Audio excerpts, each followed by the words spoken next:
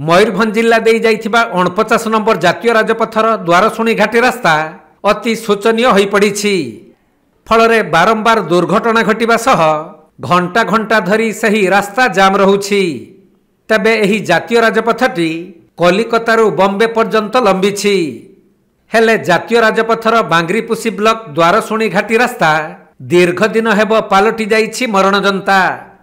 घाटी रास्ता देई प्रत्येक दिन हजार हजार संख्यार जानवाहन चलाचल करुवा बेले रास्तार एभली अवस्था जगू प्रतिदिन छोट बड़ दुर्घटना घटुछि।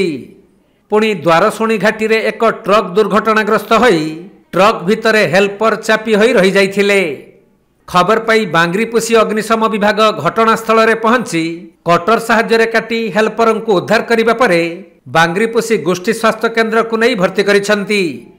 तबे संबलपुर सहित विभिन्न स्थान को जोगाजोग करने पाई यह हेउछि मुख्य रास्ता। किंतु घाटी रास्ता अति खराब हो जाइथिबा जगू केतेबेले दुर्घटना तो आउ केतेबेले घाटी रास्ता जाम रहुछि। तेणु लोक माने बहु असुविधार सम्मुखीन हेउथबा बेले जातीय राजपथ मरामती काम अति मंथर गति रे चलीछि।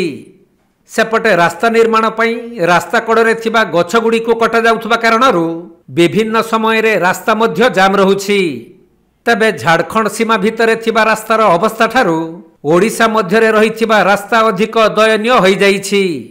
तेणु विभागीय अधिकारी तुरंत एहार मरामती करिबा सह रास्तार सृष्टि होइथिबा गात गुड़िकर मरामती करने दाबी हेउछि। मयूरभंज जिला सारसकणारू तपन कुमार दंडपाटଙ୍କ रिपोर्ट कोणार्क लाइव।